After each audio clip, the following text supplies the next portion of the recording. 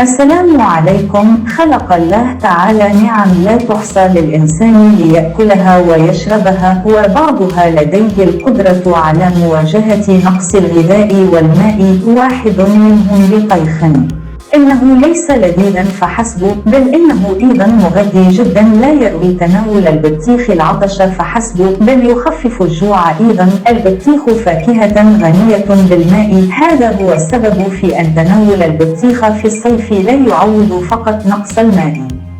بدلا من ذلك تظل المعدة والجسم على وجه الخصوص باردين. تناول البطيخ مفيد جدا في العديد من الأمراض.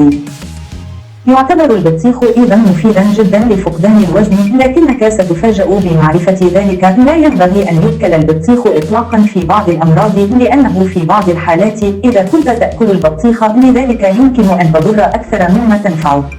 ما هي فوائد تناول البطيخ؟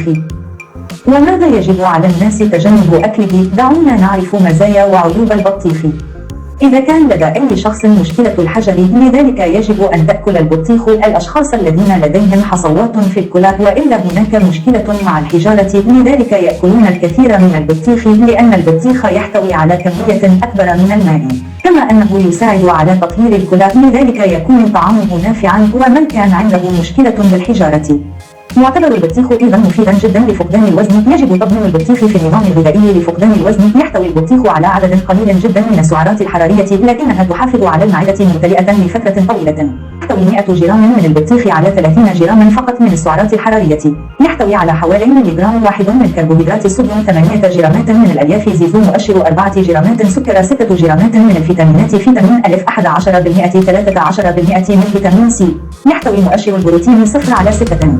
يقوي البطيخ جهاز المناعة وأيضا مفيد للعيون. البطيخ غني بفيتامينات سي وإي، يقوي جهاز المناعة وأيضا رائعة للعيون. تناول البطيخ لا يبرد المعدة والجسم فقط، كما أنه يحافظ على برودة العقل.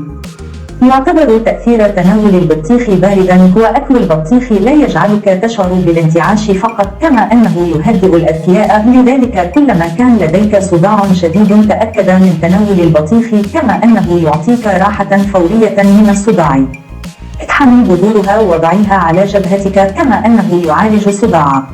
يعتبر البطيخ أيضا مفيدا جدا لمرضى ارتفاع ضغط الدم. الأشخاص الذين يعانون من ارتفاع ضغط الدم يجب أن يأكلوا البطيخ. يحتوي البطيخ على القليل جدا من الصوديوم وهو بارد أيضا. كانت هذه فوائد البطيخ، والآن دعونا نتحدث عن الأشخاص الذين يجب ألا يأكلوا البطيخ. لا ينبغي أن يأكل البطيخ من قبل مثل هؤلاء الناس الذين يعانون من الربو أو الحساسية، لأن التأثير بارد ويمكن أن يسبب التهاب في أنبوب الوريد. بالمناسبة يمكن أن يزيد من مشكلة العطس. إذا كنت تتناول الأرز أو الزبادي فعليك الابتعاد عن البطيخ، لأن تناول البطيخ في هذا الوقت يضر أكثر مما ينفع.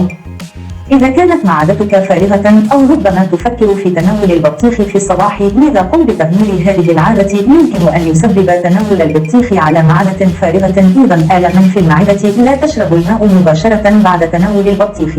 شرب الماء على الفور يمكن أن يسبب القيء. إذا أصبح حلوا في الفم يجب عليك فقط شطفه. لا ينبغي أن يؤكل البطيخ في الليل، لأنه يمكن أن يزيد المخاط ويمكن أن يزداد الألم سوءا، لكن في ضوء مخاوفك قرر أن تأكله، لأن البطيخ لا يفيد في الظروف المعاكسة. حسنا، هذا كل ما في فيديو اليوم. إذا أعجبك الفيديو يرجى الإعجاب به، وتأكد من مشاركتها مع أصدقائك ومعارفك الآخرين. انقر فوق زر المشاركة أسفل الفيديو للمشاركة، وتأكد من مشاركته على فيسبوك وواتساب وإنستغرام لمشاهدة المزيد من مقاطع الفيديو مثل هذا. الاشتراك في القناة لدينا.